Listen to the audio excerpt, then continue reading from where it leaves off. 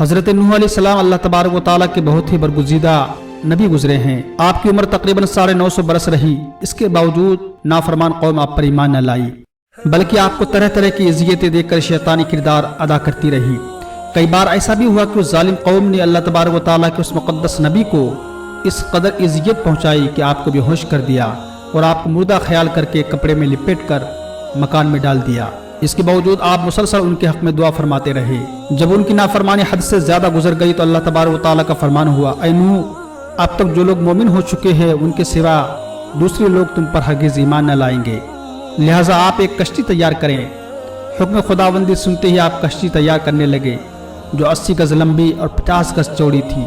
100 سال مسلسل جدوجہد کے بعد لکڑی کی یہ تاریخی کشتی تیار ہو گئی۔ اللہ تبارک و تعالیٰ نے نوح علیہ السلام کو وحی کے ذریعہ طوفان آنے کی نشانی بتا دی کہ آپ کے گھر کے تنور سے یعنی چولہے سے پانی ابلنا شروع ہوگا۔ چنانچہ پتھر کے اس تنور سے ایک دن صبح صبح پانی ابلنا شروع ہو گیا۔ اس طرح اللہ تبارک و تعالیٰ کے عذاب اور قہر و غضب کا آغاز ہوا۔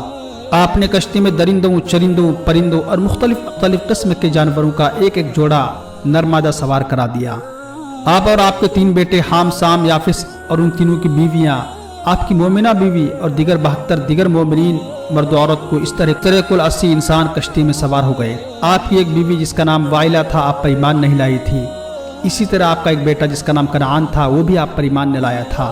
یہ دونوں کشتی میں سوار نہیں ہوئے۔ زمین سے پانی کے چشمے پھوٹ پڑے اور سیاہ بادلوں نے زمین کو گھیر لیا۔ مسلسل 40 روز تک موسلا دھار بارش برستی رہی۔ اس طرح آسمان سے برسنے والا بارش کا پانی اور زمین سے نکلنے والا پانی کے دھاروں نے زمین پر ایسا طوفان برپا کر دیا کہ 40 گز اونچے پہاڑوں کی چوٹیاں ڈوبنے لگی۔ حضرت نوح علیہ السلام مومنین کے کل جماعت کے ہمراہ کشتی میں سوار ہو گئے۔ اس طوفان نے زمین پر وہ تباہی مچائی کہ 80 مومنین کے سوا ساری قوم ڈوب کر ہلاک ہو گئی، ان کا نام و نشان تک مٹ گیا۔ حضرت نوح علیہ السلام کی کشتی 6 مہینے تک طوفانی موجوں پر ایک کمزور تنکے کی طرح ہچکولے کھاتی رہی، چکر لگاتی رہی، یہاں تک کہ خانہ کعبہ کے قریب سے گزری اور 7 چکر لگا کر اس مقدس جگہ کا طواف کیا۔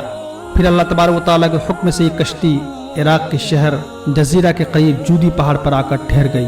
دوستو، جس دن یہ کشتی جودی پہاڑ پر آ کر ٹھہری وہ 10 محرم کا دن تھا۔ جب شیطان قوتوں کا خاتمہ ہو گیا تو اللہ تبارک و تعالیٰ نے زمین کو حکم دیا کہ تجھ پر جس قدر پانی ہے سب پی لے، اے آسمان تو بھی اپنی بارش بند کر دے۔ چنانچہ بارش رک گئی اور پانی کم ہونا شروع ہو گیا اور پہاڑ کی ساری چوٹیاں نظر آنے لگی۔ اللہ تبارک و تعالیٰ نے حضرت نوح علیہ السلام کو حکم دیا کہ نوح، اب آپ کشتی سے اتر جائیے۔ حضرت نوح علیہ السلام نے کشتی سے اتر کر سب سے پہلے جو بستی بسائی اس کا نام سمانین رکھا۔ عربی زبان میں سمانین کے معنی 80 ہوتے ہیں۔ چونکہ کشتی میں 80 افراد سوار تھے اس لیے اس کا نام سمانین رکھا۔ آپ کی نسل میں بے پناہ برکت ہوئی اور آپ کی اولاد تمام روئے زمین پر پھیل کر آباد ہو گئی۔ اسی لیے حضرت نوح علیہ السلام کا لقب آدم ثانی بھی ہے۔